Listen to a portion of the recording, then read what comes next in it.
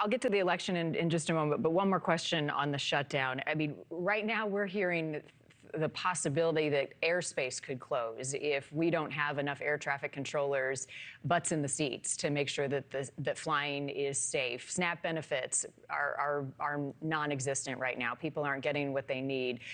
People aren't getting paychecks. What ends this, Chris? How do the two sides come together if not, the nuclear option? Is it today? Maybe it's tomorrow. I guess it could be Friday. But we're done, right? You're right. You got to the 1st of November, which for Democrats was so significant because of the beginning of health insurance open enrollment. So they got there. They survived to that point. Now the election's over, and the president certainly thinks that the shutdown helped Democratic candidates in these races. That's certainly his thesis. I'm a little more skeptical about how the blame is being apportioned. I think that both parties are probably getting blamed for this. But whatever the case, Democrats have crossed the threshold. Where are the 5 Democratic senators who will come across the aisle and vote for a continuing resolution?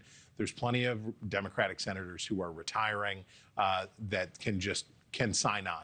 Now what we get to see this week is, what are the conditions under which this will be done? Do they need to extend the date for how long this continuing resolution is going to go? Remember, it's supposed to expire on the 21st of November.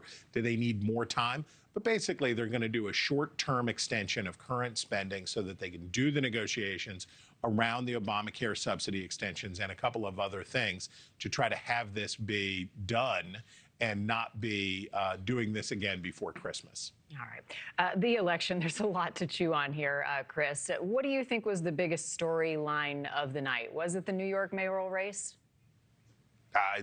I'm here in New York. I love New Yorkers. It's great. But no, I mean, look, New York is weird in a good way. If you like New York, it's weird in a good way.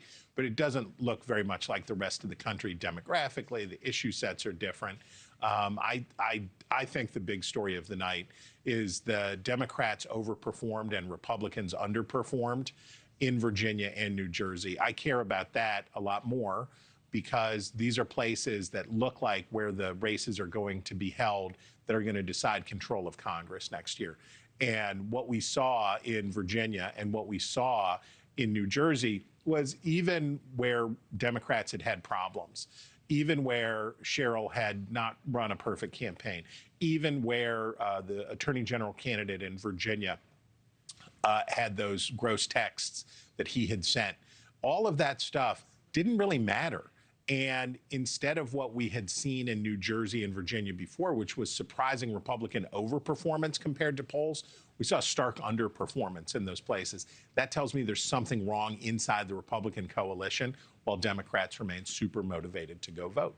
Chris, I'm getting the wrap, but I've got one more question because you made a prediction for 2028 last night, and I was watching when you did it as Democrats start to coalesce behind a leader, and 2 names that you believe will be at the top of that list. Who and why?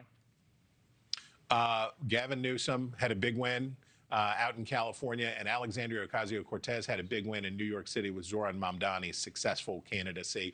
I think you see there the first 2 lanes for the sort of more mainstream Democrats from Newsom, and then for the socialists with Ocasio-Cortez. It's the beginning of what will be an epochal clash between Democrats over control for the future of their party. Interesting. I hope you've got a nap on the agenda today, Chris. I'm tired for you. Good to see you as always. Great to be with you. Have a good one. You can catch Chris Stirewalt hosting The Hill Sunday morning starting at 10/9 Central, and sign up for his newsletter, Whole Hog Politics, available on thehill.com. Thank you for watching. Subscribe below and download our NewsNation app right now on your phone, and you will get fact-based, unbiased news for all Americans.